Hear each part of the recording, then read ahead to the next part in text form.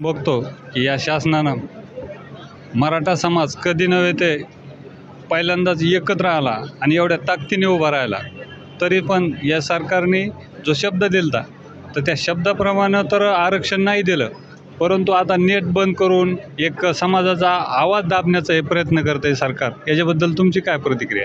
याच्याबद्दल असं बोलायचं मला की भारत स्वतंत्र झाल्यापासून काँग्रेसच्या पाठीमागं लोक राहिले, मराठा समाज त्यांच्या मागं उभा राहिला महाराष्ट्रातला पूर्ण एक ताकदीनं. आणि काँग्रेसच्या सरकारने आम्हाला 75 वर्षभर झुलीत ठेवलं. त्याच्यात शरद पवार सारख्या माणसांनी सर्वात जास्त झुलीत ठेवलं.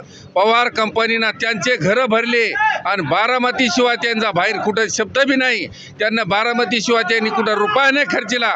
फक्त पुणे, बारामती, मुंबई, पुणे आणि दिल्ली. त्याच्यानंतर लोक 2014ला काँग्रेसच्या ह्या भ्रष्टाचारी सरकारला कंटाळून मोदी साहेबाकडे पाहिलं, शहा साहेबाकडे पाहिलं आणि ह्या जनतेनं 2014ला आपले माणसं भाजपचं सरकार म्हणून त्यांनी आश्वासन दिलं, राम मंदिर देऊ, आरक्षण देऊ, तुम्हाला 370 कलम हटवू. आणि ह्या लोक आमच्या समाजाने, मराठी समाजाने महाराष्ट्राच्या ताकदीनं यायला 2014ला 19ला जवळजवळ 40-45 खासदार निवडून दिले. आणि हे आमचे खासदार, हेच आमचे आमदार मुंबईला, दिल्लीला जाऊन त्याचे आलिशान बंगल्यात राहिले आणि मराठी समाजाकडे त्यांनी डोकून बी पाहिलं नाही. त्याच्यानंतर देवेंद्र फडणवीस आले. देवेंद्र फडणवीस 2016ला चांगलं काम केलं. त्याच्यानंतर डबल चोरून चिलटून सरकार आणलं. एकनाथ शिंदे साहेबासारखा चांगला माणसाचा बळी घेतला यांनी. आणि त्याच्यानंतर हे पवार कंपनीला कंटाळलेले लोक पुन्हा अजित पवारला त्यांनी सत्तेवर आणलं, लोटून आणलं. आणि हे जनता आज तुम्हाला आमचं नेट बंद करता तुम्ही. अरे तुम्हाला 2024ला समजून घ्या. तुम्ही दिसणार बी नाहीत लोकांना. आणि आम्ही ठरवून घेतलं आता जरांगे पाटलावर तुम्ही तरच देता, महाराष्ट्राचं नेट बंद करता तुम्ही, आमचं नेट बंद करता. 2024ला तुमचं नेटच बंद करू आम्ही, समजून घ्या. एक मराठा.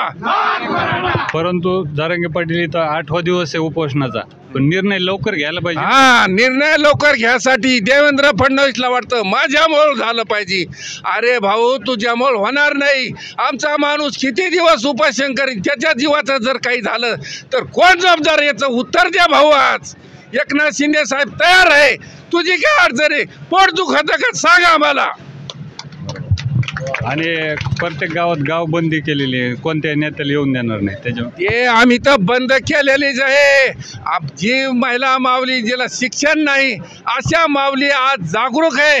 मी एका खेडेगावचा माणूस आहे आणि हे बारीक 5 वर्षाचा मुलगा असला तरी तो म्हणतो मला फक्त राहायचं कोणाच्या मागं? जरांगे पाटलाच्या मागं उभं राहायचं. आणि आम्ही आरक्षण घेतल्याशिवाय सोडणार नाही यांना.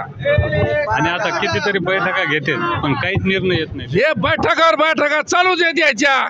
यायला आरक्षण जर द्यायचं असलं लगेच दिलं असतं, पण यायला फक्त मोठेपणा पाहिजे ना. मोठेपणा कोण देईल? आमच्या जरांगे पाटलाला मोठेपणाची गरज नाही. ते म्हणते तुम्हीच मोठेपणा घ्या, पण माझ्या माय मावल्याला, बारीक लेकराला शिक्षणात आणि नोकरी संधी द्या, असं जरांगे पाटलाचं म्हणणं आहे. आज त्यांनी सांगितलं की 8 वाजेपर्यंत काही निर्णय नाही द्याला तर मी पाणी सुद्धा घेणार नाही. अहो, यांना निर्णय द्यायला कसं जरांगे पाटलाचे हाल करायला हे बदमाश लोक. आणि जरांगे पाटलांनी यायच्या, जरांगे पाटलाच्या मागं आपण सगळे समाज उभा राहू. कशा देत नाही ते पाहू आपण. हे काय सांगत आहेत? यायला देणंच लागेल यायला आरक्षण. बरोबर. शरद पवारला, अजित पवारला यायचं संध्याकाळी ठरतं, सकाळी दिवसाच्या नवीन मुख्यमंत्री येतो. त्याच्यानंतर यायला सरकार बदलता येतं. आणि इथं आरक्षण द्यायला काहून तुम्हाला 40 दिवस लागत आहे? काय अडचण आहे सांगा ना आम्हाला आरक्षण देण्यासाठी.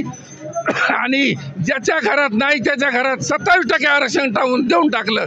जरांगे पाटली तुम्हाला आज किती वर्षापासून सांगतात त्यांनी 35 उपोषण केलेले. तुम्हाला त्याची काळजी नाही का? त्या माणसाच्या कुटुंबाबा काय त्यांच्याकडे 2 एकर जमीन नाही राहिली, घरावर पत्रा नाही त्यांच्या. त्या लेकरा बाळाचे हाल पहा तुम्ही. तुमच्या आलिशान बंगल्याला काय करायचं आम्हाला? देवेंद्रजी तुम्ही समजून घ्या, नाही तर 2024 ही मराठा संघ आहे तुमची, ध्यान धरा. त्याच्यामध्ये उद्या समाजाने कोण विरोधक कसं आहे त्याला वाटतं आम्हाला ओबीसी शिवाय आमचं काही धकतच नाही. प्रत्येक माणूस म्हणतो मला ओबीसीच पाहिजे.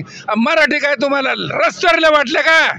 आमचा जरांगे पाटील काय तुम्हाला रस्त्यावर सायकलवर दिसतो का? अरे जरांगे पाटील जगात गाजला, जगात.